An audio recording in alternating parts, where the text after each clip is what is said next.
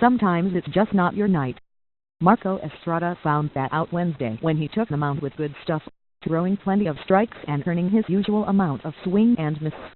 He threw good changeups and fastballs. He got plenty of weak contact.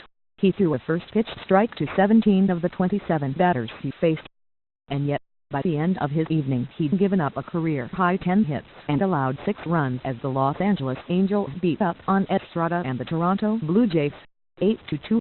I went back and looked at some of the hits I gave up, and I made good pitches, Estrada said. It's just one of those days, I guess. I felt pretty good out there. Maybe an unfortunate game like this was bound to happen for Estrada, whose .215 batting average on balls in play is the lowest in baseball this season. Maybe the Angels really did their homework in anticipation of the generally dependable Blue Jays starter, who has given up 3 earned runs or less in 41 of his last 50 starts. Or maybe it was just one of those nights. Estrada had a great changeup from the get-go Wednesday and leaned on it early in the game.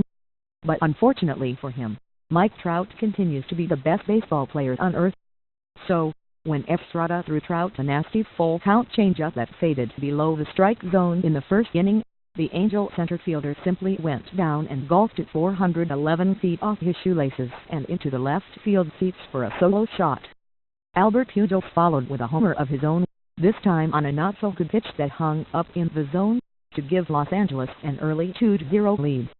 Those are 2 of the best hitters on one team, and I made 2 good pitches to them, Estrada said. But they hit them out. And there was more trouble in the second, as Estrada put 2 runners on with 1 out before watching Cole Calhoun ground a well-located curveball just past Edwin Encarnacion's glove at first base for a double that drove in a run. Next, the Blue Jays did the sensible thing and intentionally walked Trout with runners on second and third, but Pujols hit the sacrifice fly behind him to score another. Then, C.J. Cron hit the 2-strike, 2-out elevated fastball into right field to play Calhoun as the Angels pulled ahead 5-0. Estrada needed just 6 pitches to get through his third inning but dealt with more difficulty in the fourth as he issued a 1-out walk to Calhoun and a single to Trout to put 2 runners on for Pujols.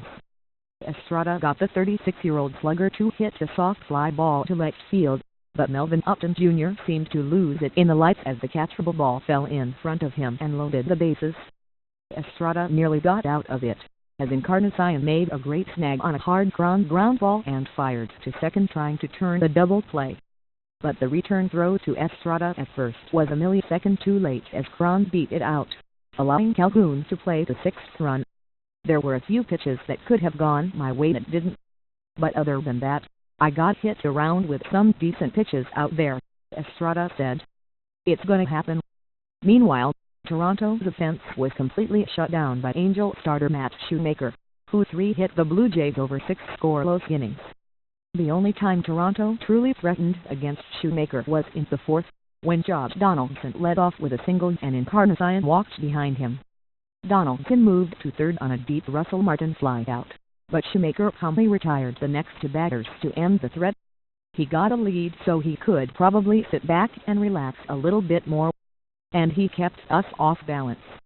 That's what he's one of those guys who will come at you, throw anything at any time, Gibbons said of the Angel starter. He did a nice job, really. With the game well out of hand by the 5th inning, Blue Jays manager John Gibbons looked to the darkest regions of his bullpen in search of low-leverage relievers. Scott Feldman was selected first, allowing a run on 3 hits and 2 walks in 1.1 innings. Baron Lou came in behind him, getting tagged for another run thanks to back-to-back doubles by Trout and Pujols. By the end of the night, the Angels had 17 hits, including 4 apiece for Pujols and backup catcher Jet Bandy. The Blue Jays mustered a run in the 8th, when Donaldson reached on a fielder's choice, sprinted to third on an Encarnacion single, and came in to score when Martin shot a slider from Angels reliever J.C. Ramirez into left center field.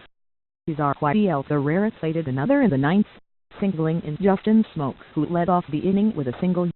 But that was all they would get on an evening when not much went right for the Toronto Blue Jays. Of course, there are those who will use Estrada's rough results on Wednesday coupled with his 5-hit, 5-run outing in New York last week to suggest that Toronto's 6-man rotation is having an adverse effect on his performance. Those people are ridiculous. On no planet is it a bad thing for a pitcher who has battled a back injury throughout the season to receive additional rest. Plus, Estrada has 48 other starts since he joined the Blue Jays rotation a month into 2015 to throw in the face of those people a nearly 2-year sample that shows him to be one of the best pitchers in the American League. Estrada himself said the additional rest has had zero consequence on his performance, telling reporters after the game, "I felt good out there. Plain and simple, I feel good. I've just got to pitch better." And if Estrada's own assertions aren't enough for you, perhaps consider what Gibbons had to say when asked if the extra days off had anything to do with Estrada's average results in his last 2 outings.